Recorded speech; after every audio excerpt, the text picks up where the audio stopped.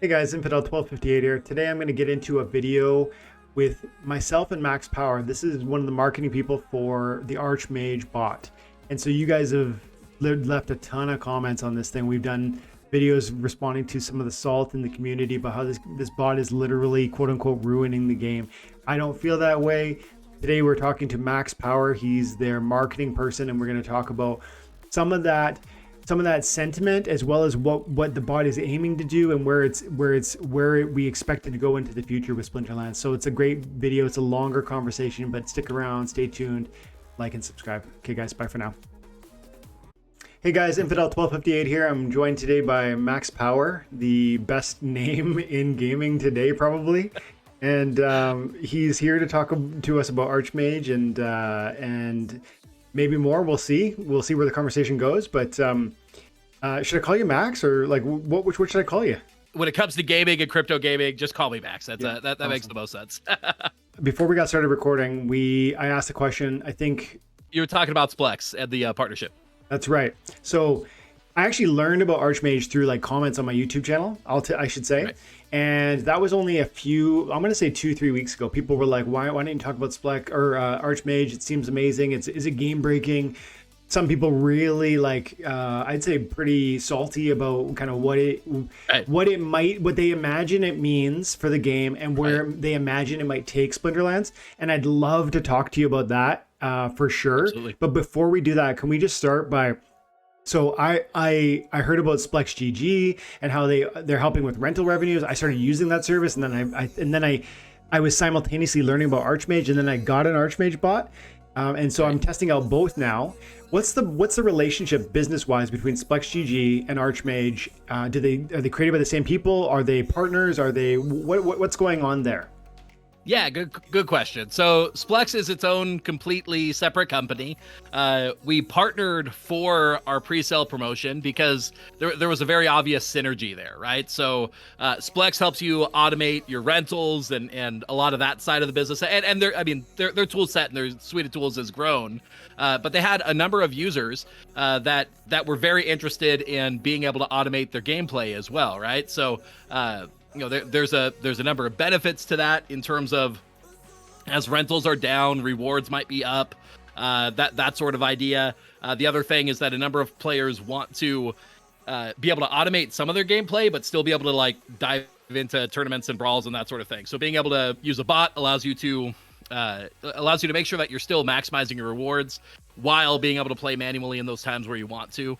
So anyway, the partnership just made sense. The way that it works is essentially they're helping us run the sales process. They built out some features to help people get set up with the bot as well to make that on-ramp process a little bit easier. But otherwise, Archmage as a project is its own entity. That's the team that I'm a part of. I help them with the marketing, and then we've got the dev team as well. Proto, Imposter, and Melon. Who've actually like built the product and helped to make sure that it runs and all that. And I'm using it, and I've been using it for I want to say a couple weeks, and man, it's amazing. I mean, I would say both it's amazing and it's worse than people imagine. And I say that right. I say that with actually like an effort, like first with love, and second in an attempt to set the record straight, because there's this sense going out there. And as I read my comments on my channel, this is going to literally ruin Splinterlands. It's too good. It's quote unquote perfect. And these are not reasonable or realistic expectations for any bot or any player. And maybe I'll just give you some space to comment on first if you've heard some of this too, and just if you have any comment on what our reaction to that fairly can be.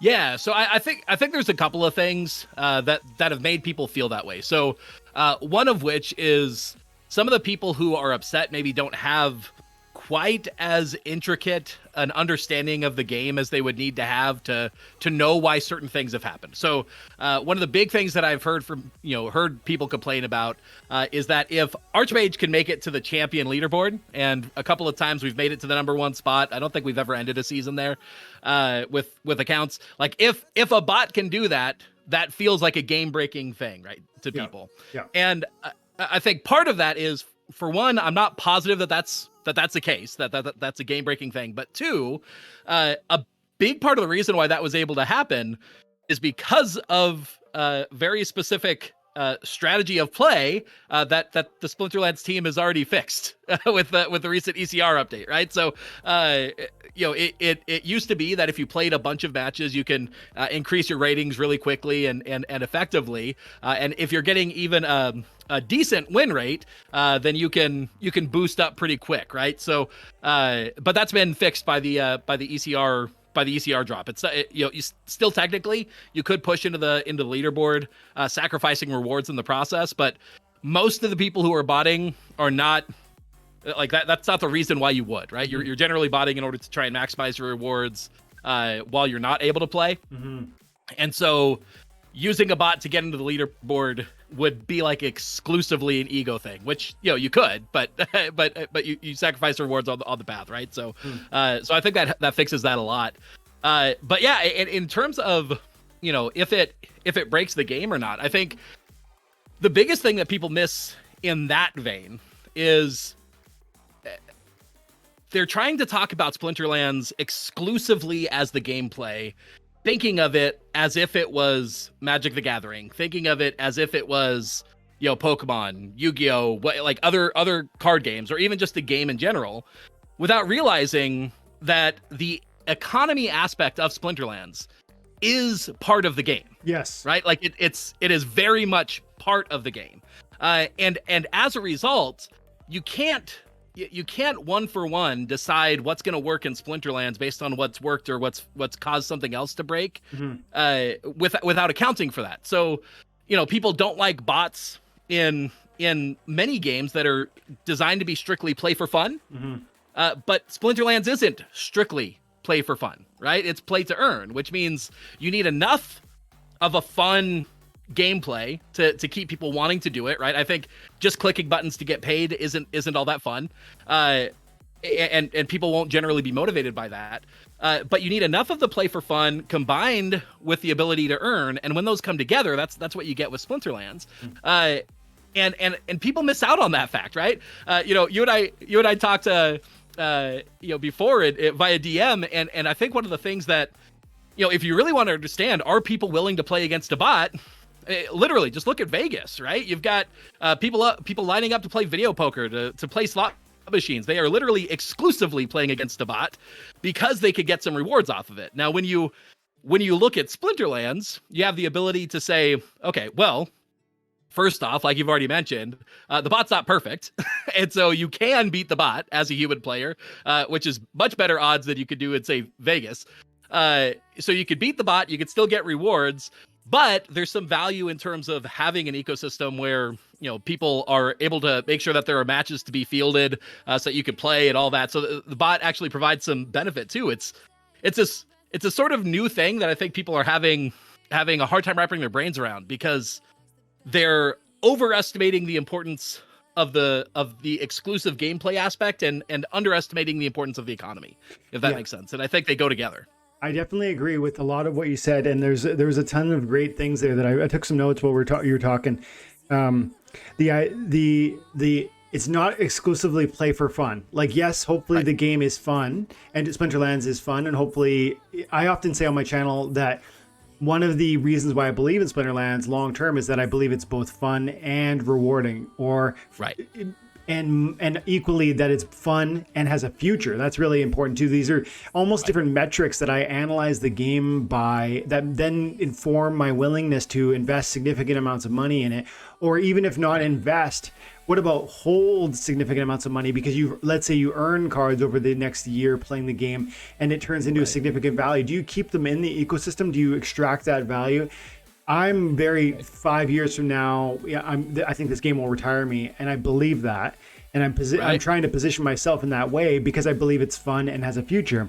And that's really cool that you said that. I've never heard that been said that way. But like traditional gaming is play for fun, and not play to earn, or play play and earn, or however you want to phrase it nowadays. It's always slight tweaks on the variation, but right.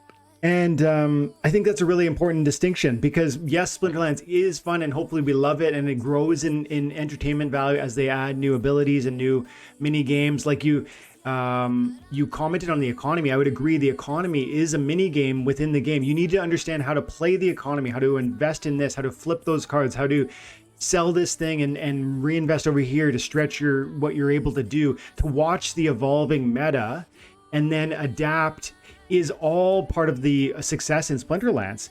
And absolutely. And those are that's where some of the nuance that I'm not sure a bot could. This is something I really feel strongly needs to be understood by the community, where the bot is going to necessarily always lag in its ability to achieve a high level of success, is navigating some of that nuance. For instance, I saw one of the team. I don't know who it was, but Crypto Llama interviewed them. It was Melon. I heard Melon talking about how in a particular context, the game, the bot wasn't really sure. It didn't put a Furious Chicken in, and Llama was like, why wouldn't it do that? Like, it's just a zero cost mana. It meets shield. It's just good, right? But of course, guys, it's like, think about it. It's not like, if you really unpack the steps in deciding whether Furious Chicken is appropriate and where to place it. It's like, do you want to meet shield in the first position? Do you want to snipe shield in the second position? Do you want to sneak shield in the rear position? Do you want to fourth position opportunity meet shield? Is it so leveled up that it has melee? Is it an equalizer rule set? And can you take advantage of that in rage set? Because it actually has abilities that can be really powerful in the right context with the right rule set. And so a human can analyze those things. And Melon was saying in like a moment. It's not even like, it's not even a thought. It's just, chicken, second spot, go. But the bot is like, I don't know, this happens sometimes and they played it there sometimes, and the data is not comprehensible to that program in the same way it is to you and me.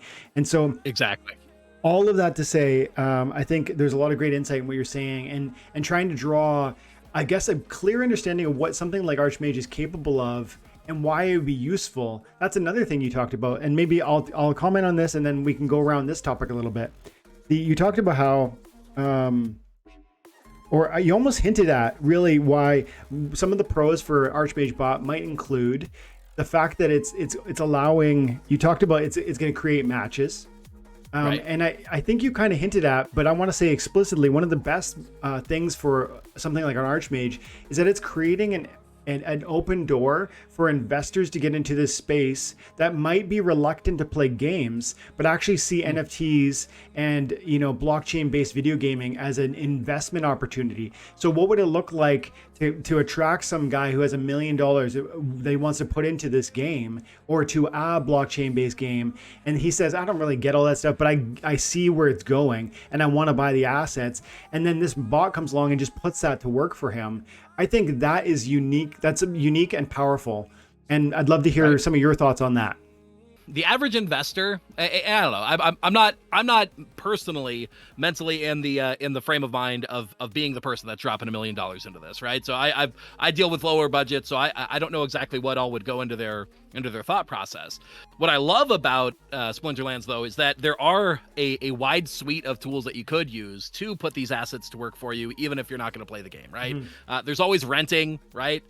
So renting out your cards, that's a great way to get some level of return on the assets while you're holding them as well.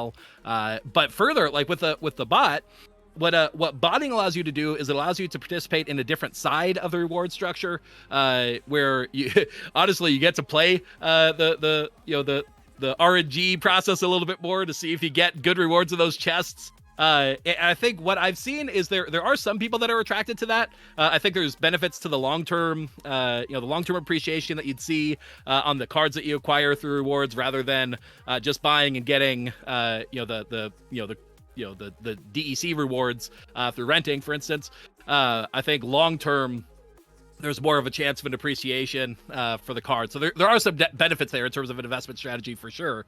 But what we tend to find is that, for the most part, most of the people who are investing, at least in our service, I know there's lots of different bot services out there, but in our service, tend to be players of the game, who love the game, who like the game, who probably have played it quite a bit, but for better or worse, none of us has the time to play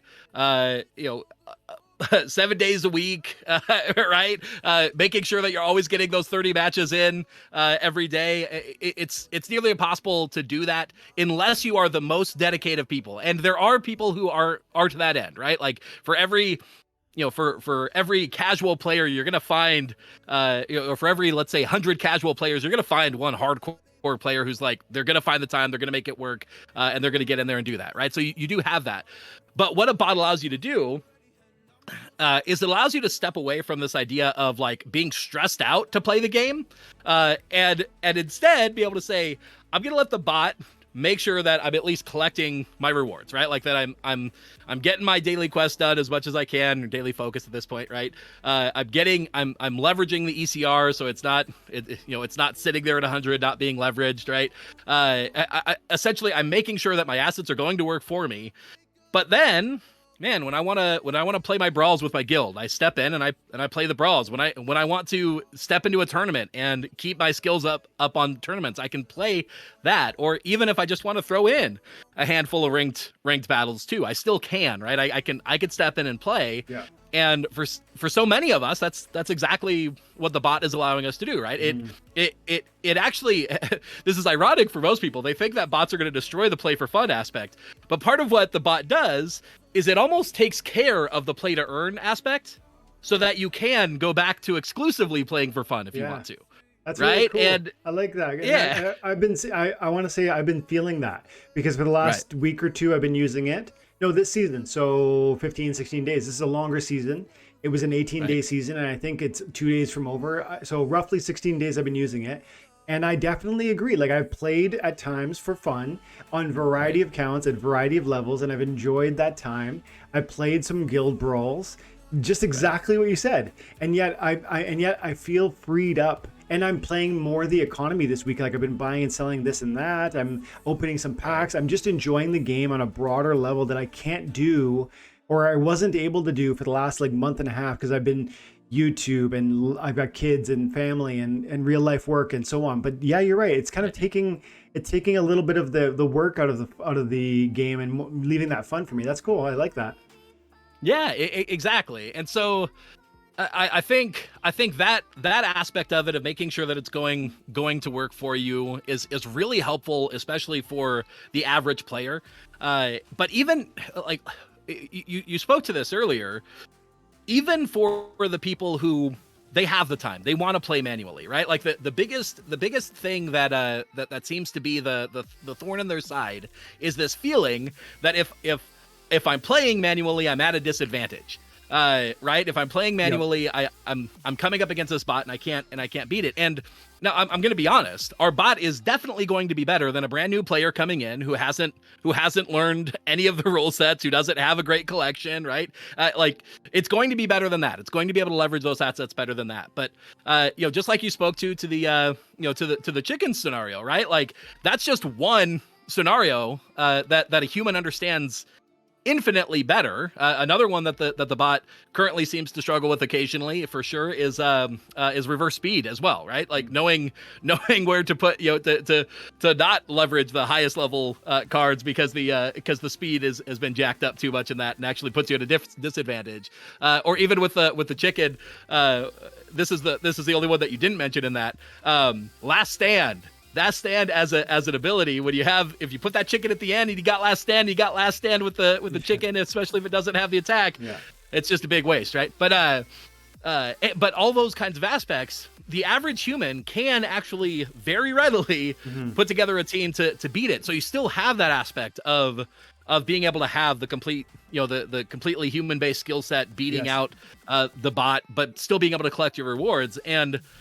And yeah, so you get this really interesting mix of being able to see that, if you want to play manually, there's still plenty of fun to be had playing manually, right? Like, there's still as people who bought our accounts, I can tell you there's still plenty of fun to be had manually, right? Whether you want to play all the time, or whether you want to whether you want to be able to leverage your assets and have them go to work for you when you don't have time, there's lots of fun ways. In a recent interview I did with Aftersound, I talked about the concept of what I would call the Moneyball analogy, right? Where so in Moneyball, the basic storyline, you're probably familiar, but you have the the Oakland Athletics is the team, and Brad Pitt's character is the general manager, who's making the decisions around essentially what players to recruit, right? And the whole storyline is that basically the game of baseball was being done in a way where they were spending too much on players because they were looking at the wrong things that mattered, right? Yep. And so as the general manager, his role was to get players at the right cost that are going to be able to be best leveraged. But then when it came time for those players to be played and for the decisions to be made on the field, the coach actually made the decisions of who to field, right? It actually, for a bit of the movie and for a bit of the story, it kind of screwed up Brad Pitt's strategy because the coach wasn't cooperating with it, right? Anyway, what I like about what botting allows you to do is it allows you to see that the game of Splinterlands actually has those same roles, right? Normally, as a completely manual player, you're both playing the role of the general manager, where you are assembling your deck, you're acquiring them at good prices, you're trying to figure out who are the best cards that you need to have in order to be able to deal with the most scenarios once you actually play the game. But then you're playing the role of the coach when you're actually choosing who to put out on the field, right? And you're choosing to play and what in any given battle. And so what's cool is that the bot actually just becomes the coach for you, but you're still playing the role of general manager, right? You're still choosing what cards to put together and choosing how to acquire them. And it is its own fun, right? It's a different aspect of the game, but it's a fuller part of that. And so the automation just steps in, and if anything, allows you to focus on a different aspect of the game if you want to, or, like we mentioned, still step in manually when you want to. It gives you more freedom to choose how you want to play the game. Yeah. That reminds me of, I grew up playing video games. I'm not sure about you, Max. Are you a gamer growing up? Yeah, absolutely. I started out with normal Nintendo, and I've stayed with gaming ever since. But I had a Nintendo GameCube in college, and me and the boys would play a lot of NHL 2004, which had this amazing GM mode where you could like pick your favorite team and run them for 20 years, 25 years, and create a dynasty.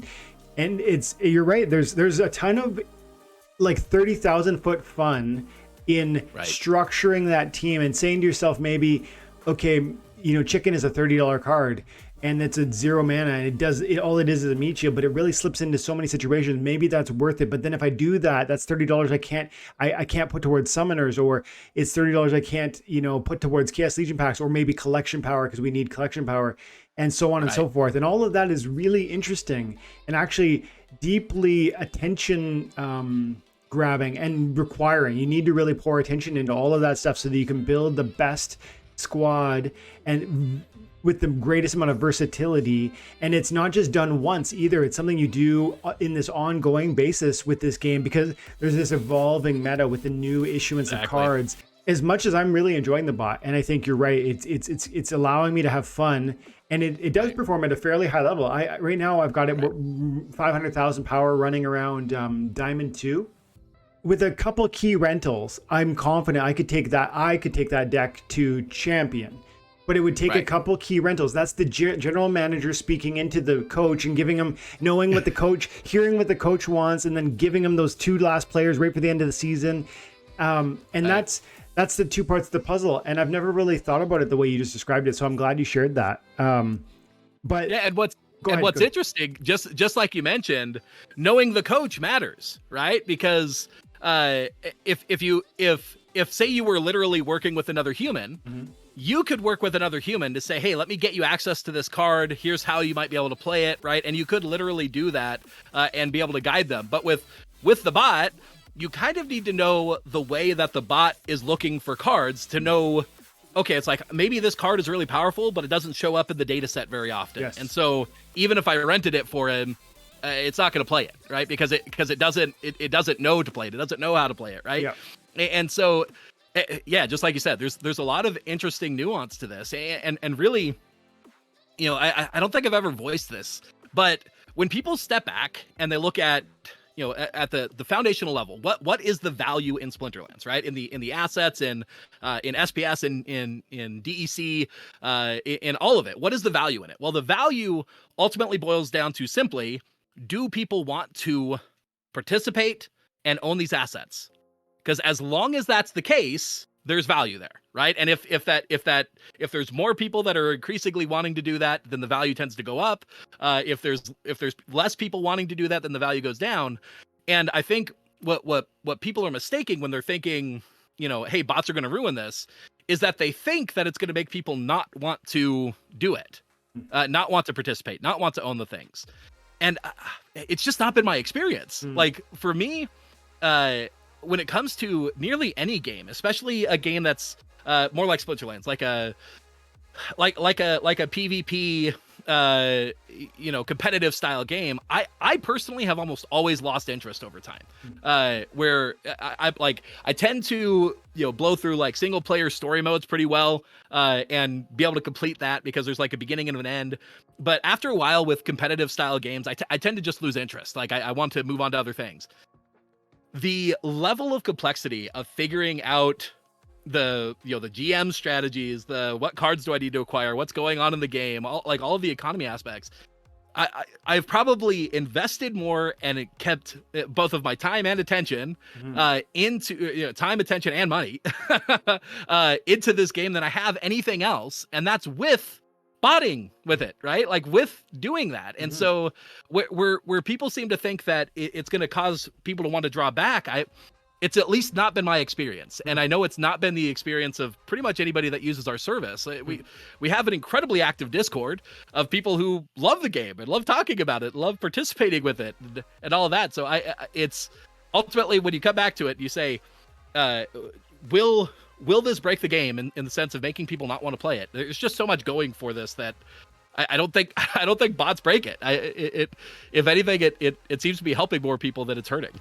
Yeah, I definitely agree. And I think there's a lot of angles I'm interested in threads I'm interested to pull on that topic, but I almost want to just focus in on how this differs from some of the other bots, because some of the feedback, I think, the critical feedback that people levy against Archmage will be, I think, geared almost or grown out of what they've seen from bot farms in 10,000 accounts or 100,000 accounts running and sifting the bronze rewards using obviously bot technology to run a script and play level 1 BCX cards at bronze.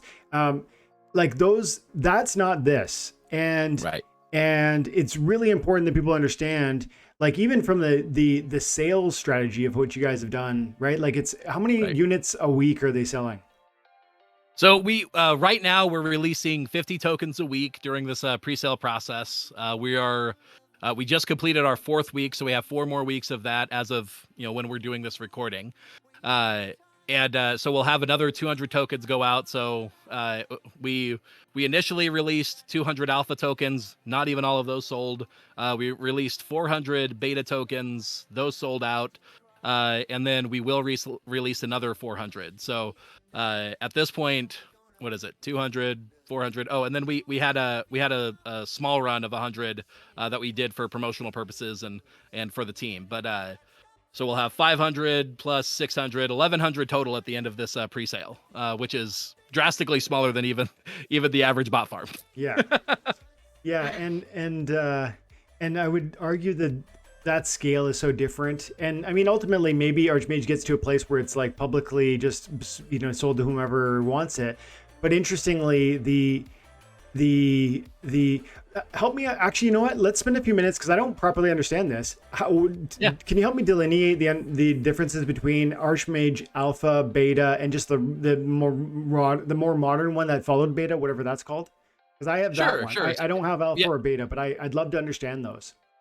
Yeah, absolutely. So the what you have is what we would call the standard Archmage battle pass, or Archmage. And again, by the way, we haven't talked about this, but we literally say it both ways, and I think I flip between saying it both ways nearly every time I say it. So, so Archmage, whatever you want to call it. But so you have a standard Archmage battle pass. The alpha and the beta. The only difference between the standard versus the alpha and the beta, the alpha and beta both get you access to discounted rates once we launch our reward fee system. So ultimately, Archmage's model is actually to be supported by getting a percentage of the earnings that we help you get, right? And the token itself is literally, it was initially designed exclusively for us to be able to control scalability so that we could launch to users as we were able to, because there are real technical requirements to this that make it that we can't just onboard an infinite number of users. And so that was the original reason why we leveraged the token system in order to get access. So the way that you would think about it is, it's like the token is like your like a Costco membership card, right? It gets you access to the store, but down the road, our model for actually making money is that is the sales of the products in Costco, right? Mm-hmm. Like that's where our plan is as a project. So we're not even trying to make money off of the token sales in terms of like supporting the project. Anyway, so alpha and beta, they'll get discounts on the reward fee system once we launch that. So they will pay less fees in order to run the bot. Alpha will get a bigger discount than beta will, but both of them get a discount. Other benefits of alpha and beta tokens, when we release new features, alpha and beta are the most likely to either get those features early, get them at free or discounted rates, depending on if it's a paid feature or not, or possibly they might even get exclusive access to some features, right? So basically, there are early adopter tokens, so we plan to reward them as much as possible. Awesome.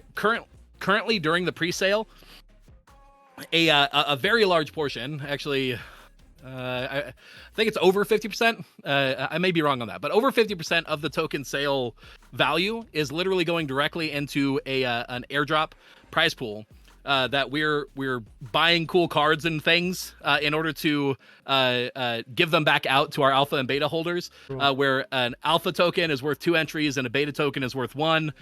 We buy up assets, and then we do like a lucky wheel. We partner with streamers in order to actually show that, but by holding an alpha beta token, you get the chance to win some cool prizes that most of the funds of this pre-sale is actually going toward.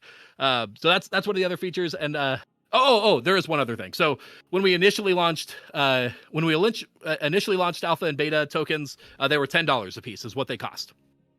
Alpha actually came with $10 of a preloaded balance once we launched the reward fee system. So actually, we basically, if you bought an alpha, you kind of got it for free, because the rewards fee system was going to pay for itself. So that's the other benefit. At this point, with the price of alphas, that $10 seems like a lot less of a benefit than it once was. But yeah, that's the other benefit. Cool. Yeah, that's really cool. And I think that all makes me think about drawing like a really sharp line between this bot and other bots, because other bots with presumably, frankly, I know nothing about botting. I just know that they are not on 10,000 or 100,000 accounts going to come in and pay a fee to a bot creator. They're going to create their own script and run it. It's going to be as capable as they're able to make it. And that is what it is. Like it's not going to be. That's not going to be improved by that. This is like a totally different thing, and this is going to be more niche for people like myself or yourself who enjoy the game, who like this ecosystem, who want to be present and participating, but don't necessarily have all the time that we would want to really enjoy the game. And I think that's unlocking a door. Whether I said earlier, like whether that's going to unlock a door for $1 million person, like moving in or not, whether it's me who has $50,000, $60,000, $70,000 worth of cards, I don't really even know at this moment, but that's a lot of money. Like that's in a card game. Like I could extract that and I could say, yeah, good enough. It was only a couple grand before. I'm going to use that to maybe buy a house or a piece of land or something. But I don't want to. I like this game. I don't want to move. I think I have high hopes for the future. I just have a difficulty in putting those assets to work. Right. So like the difference of how we're essentially by setting our pricing mostly based on what level of rewards we're getting you, we are most incentivized to make it as successful as possible. Yes. Right? We did that very intentionally to say we have motivation to work on this thing, to make it as good as possible, to help you as best as possible. And like at the ethos is, like we're still finalizing exactly how the rewards fee system is going to work. We had some ideas that you could see in the white paper that we've had to change. We know we have to change because because of the rewards changes to the the way that the focuses work now, to the R shares and how all that's functioning. So we have some stuff that we have to change, but the spirit is definitely going to stay true. That the idea is you are essentially given enough time using Archmage, guaranteed some level of profit, because we always want to charge less than you make, right? So you will make more than we do in terms of what we're earning you. That's the goal. Like, I don't know if we can actually guarantee that, but that's how we're structuring it, right? Yeah. And yeah, whereas a lot of the other bot services, so I mean, I'll give you the basic landscape of what they look like. So right now, anybody, if they want to, can actually run a bot for free. There's at least one or two available on GitHub that you could download. You could launch up terminal. You could get them running. They work. They function. They don't tend to function as well as what we've put together in terms of being able to successfully leverage your hands, but they could at least get you up and running and get you some of the benefits of having your cards played for you, even while you're not able to play yourself. So you have that. You have other services that seem to you were hinting at this a bit too. They seem to be geared more toward people who are doing a mass amount of botting, and so the pricing. So a couple of things. The pricing tends to be based on that, but further, the optimization seems to be based on you have very few assets. How do we extract as much as possible from the ecosystem, right? Like that's what a lot of the other services seem to be geared toward. Whereas we're like, if you got a lot of assets, we want to make them as successful as possible, right? Like that's what we want to do. And so, yeah. So, and a lot of the other services, they tend to have it's certainly a type of model, but they tend to be here's the cost per season, here's the cost per week, here's the cost per month, right? Like they have a set fee per account. And there's nothing wrong with that particularly. But what I can say is, by us moving toward a model of saying we want to participate in the rewards with you, we are also incentivized to maximize your rewards, right? Whereas if you're just paying a set fee regardless, it almost doesn't matter if they're actually making you money or not, right? Because they're getting their fee. Yeah. So there is definitely a bit of a difference there. But, and in terms of like who we're attracting just by nature of some of the requirements that we put in place ourselves. So we have a 5,000 CP minimum requirement that has to be owned, delegated, or rented. The bot will not run if you do not have at least 5,000 CP, right? We've toyed with the idea of potentially raising that minimum. That is on the table. I don't know if we'll do that or not.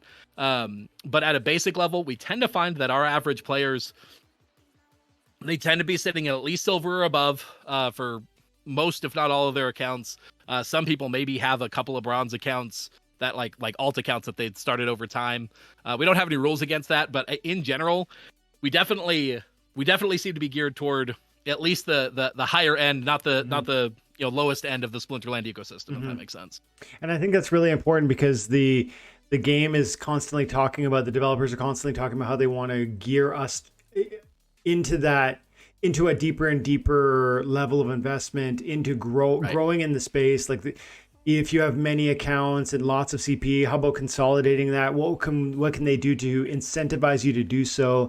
And then for kind of a boutique bot opportunity to come along and just give you be capable of unlocking some of that power, because I'm not convinced that those other bots are capable. If they're running one BCX, the data that they're utilizing, I imagine, would be surrounding out of a pool of tens of thousands of bots using one BCX cards. That is totally different than silver or gold or diamond, where every league and every level you get new abilities for the monsters, new synergies across monsters, and so I can see why both.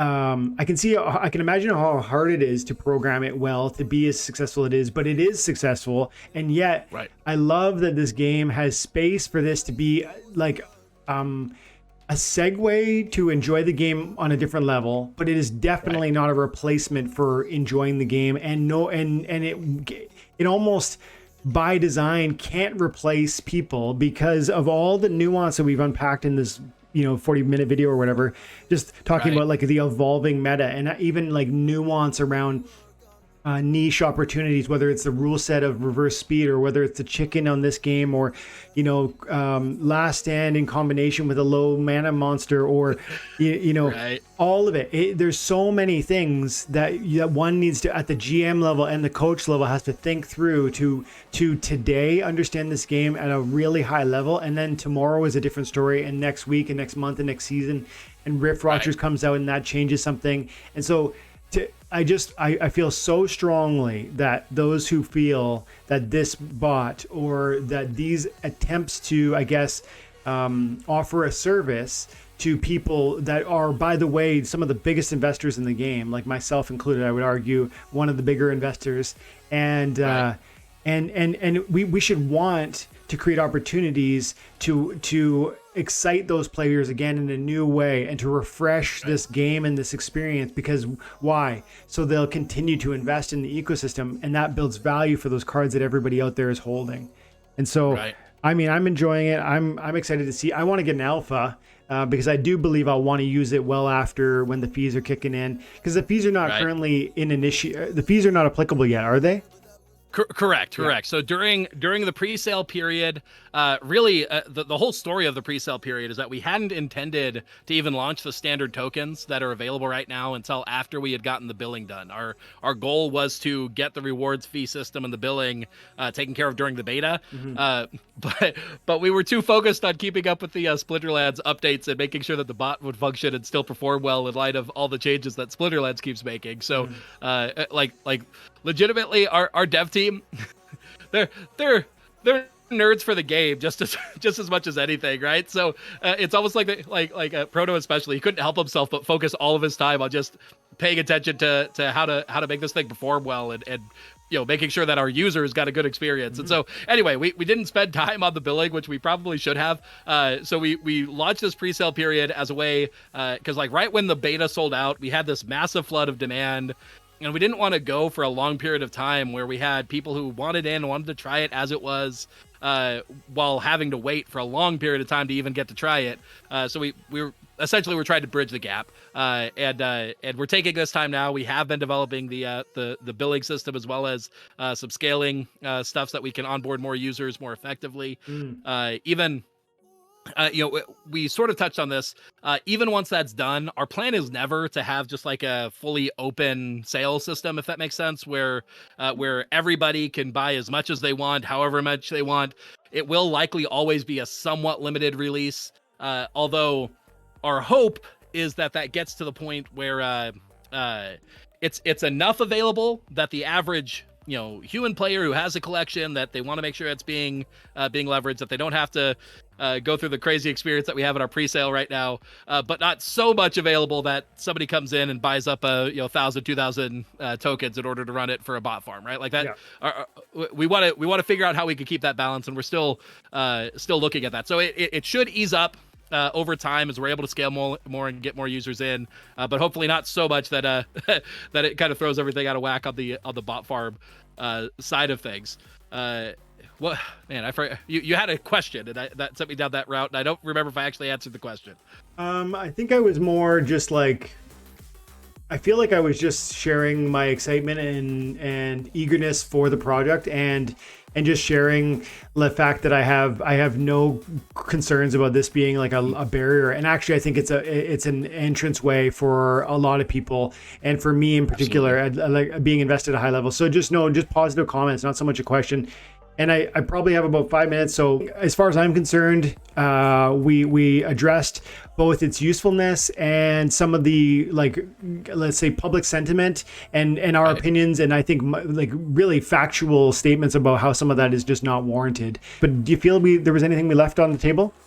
So I guess there's one idea that we haven't talked about that I think is worth noting. So even aside from the moral, ethical considerations of bots and bot farming, a big part of the reason why the Archmage project has taken the stance that it has, for one, we definitely believe in the same things, right? We think that it does make sense for Splinterlands as an ecosystem to have more human players and not have more of the percentage go toward computers, if that makes sense. So as a general rule of thumb, we believe that, but further, a big part of what we're doing is we're trying to make sure that any of the time that we spend building this project and doing this, we're keeping in mind the dev team has made it very clear in Splinterlands, the Splinterlands team themselves, where they're headed and what their goals are. And what they've stated is that while they are a bit bot agnostic, where they're not so worried about if bots exist, the thing that they are very intentionally doing is trying to make it that bots do not have an advantage over human players.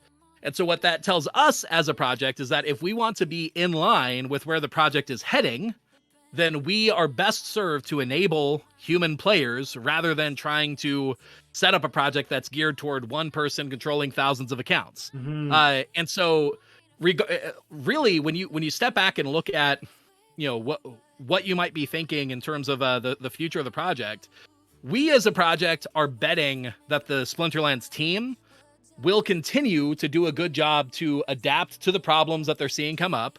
We tend to be supportive of that too, right? When they've made the changes to ECR, when they've made the changes to how starter cards work, right? Like that definitely impacts the profitability of a bot. And yet we have been massive supporters of those changes as well, right? Because we feel just as strongly about making sure that the economy as a whole is protected. And so as a project, we are betting with the Splinterlands team that we have faith in that they're going to be able to move forward, navigate these things, and make sure that it's a great experience for humans as a whole, even if they're using automation as part of that process to make sure that their assets are going to work. So I'd say that's probably just one of those other nuanced things that we didn't cover, but is worth mentioning. Definitely, I'm glad you did. Yeah, that's part of coming in line with where they're aiming, because somebody might be thinking, yeah, this sounds interesting, I might want to get an Archmage Bot, but then not but what if Splinterlands nerfs them into the ground? And I think very clearly Splinterlands is not, like you said, bot agnostic, which just means they are okay with people using automation, but they are not okay where that allows exploits that humans can't themselves take advantage of.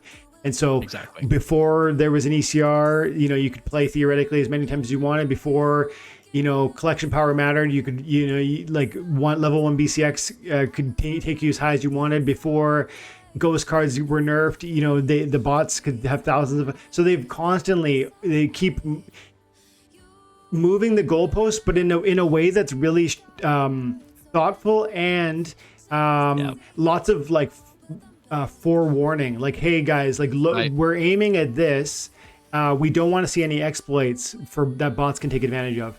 And then you can imagine extrapolating from there that's going to translate into a variety of different attempts to do what they've already done. So yeah, I mean, it seems great that you guys are aligning yourselves with that vision, because that bodes well for me to be able to enjoy the bot for a long time to come. Absolutely.